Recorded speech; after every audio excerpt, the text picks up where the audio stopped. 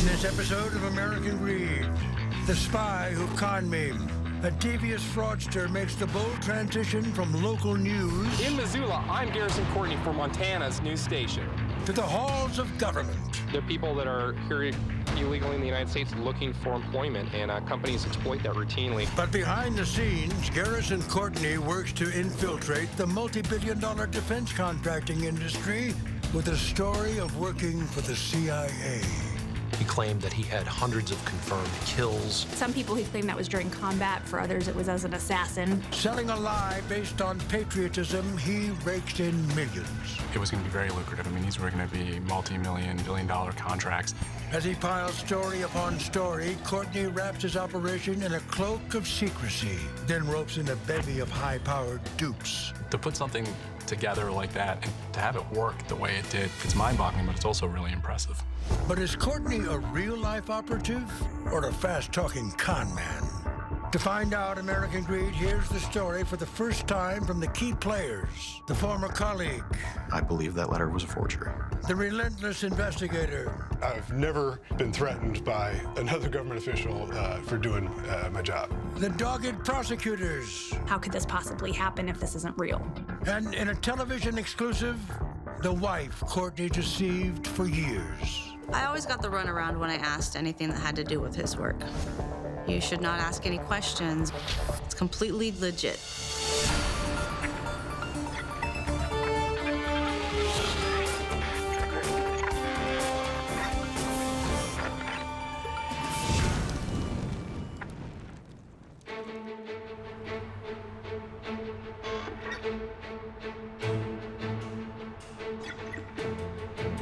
In early 2016, Garrison Courtney strolls through the corridors of the Pentagon and into the office of the Air Force's highest-ranking intelligence officer.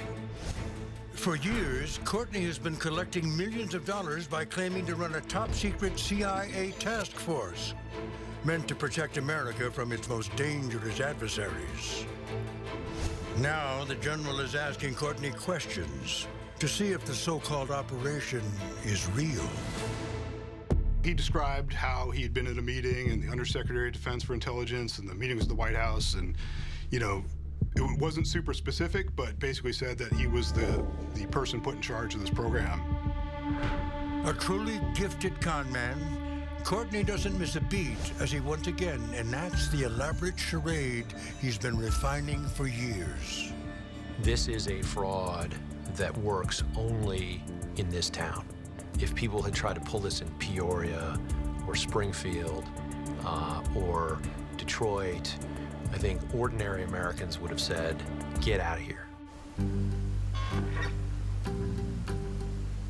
Long before his visit to the Pentagon, Courtney grows up far from D.C. in Great Falls, Montana. In his high school yearbook, he looks like a regular kid. But below the surface, something dark is looming. Well, according to Garrison, he had a very rough upbringing. He came from a broken household, and he had been very independent and on his own since a very young age, since his late teens. After Courtney serves in the armed forces, he rooms with Bill Foley at the University of Montana in the late 1990s. I imagined his IQ was way up there, you know. He was really smart, and he was really quick. Garrison never turned it off. It was just full go all the time. An aspiring stand-up comedian, Foley says Courtney is a natural-born storyteller who's prone to exaggeration. I think he really liked to BS people, you know. It's easy to see how people could believe him because he was really good at, you know, thinking on his feet. Courtney's self-promotion is on full display in an article in the school paper that says he's a fraternity brother, radio disc jockey, stand-up comedian, cheerleader, part-time model, and self-defense guru. Courtney holds a third-degree black belt in an offshoot of Chinese Kung Fu called Shaolin China. That translates literally means seize and control. But like most of what he hears from Courtney, Foley wonders how much of the article is true. Probably none of it that I can think of. I just wonder if he was laughing to himself. I never saw anything at all that would make me think that he was a third-degree black belt, you know. I never saw him work out. After school, Courtney uses his gift of gab to score an on-air job at a Missoula television station. Police say that drivers that don't slow for pedestrians risk doing two things. One, they may hurt the pedestrian, and two, they may risk paying heavy fines. In Missoula, I'm Garrison Courtney for Montana's news station. There, Courtney is tapped as a weatherman, and the station features him in ads as a key member of their news team. The newspapers, you know, selected him as the best forecaster in Missoula. And there was guys who are real forecasters in Missoula who were doing that for years. And there's this kid comes out of college, just completely BS his way to it. On air, Courtney seems to have learned a very valuable lesson. Faking it has its rewards. After stints doing the weather in Montana and the Pacific Northwest, Courtney lands a job as a spokesperson at the U.S. Immigration and Naturalization Service in Seattle. There are people that are here illegally in the United States looking for employment, and companies exploit that routinely, and we're trying to close that loophole.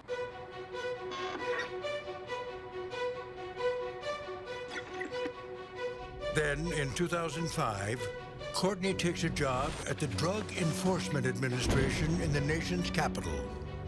He was a contact, so I dealt with him, 3, 4, 5 times a week. Ian McCaleb spends 20 years in journalism.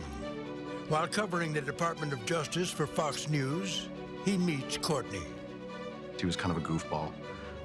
Did not strike me as somebody who was particularly imaginative.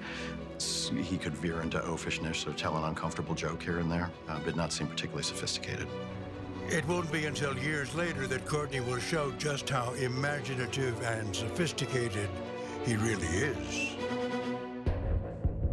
In D.C., Courtney, who's now married and will soon have a child, meets Andre Pearson. He told me that he was in the process of separating and divorcing his first wife. And after not too long, we started dating. Garrison had a very charming personality, but he's always trying to come across as a very likable person and wants to be accepted, so he's very eager to please. He was the guy. Whatever you needed, he had it. Though superficially charming, Pearson will come to learn that Courtney has a dark side. Stacy Keach here, feeling greedy for more videos like this one? Then be sure to like and subscribe right here on CNBC Prime.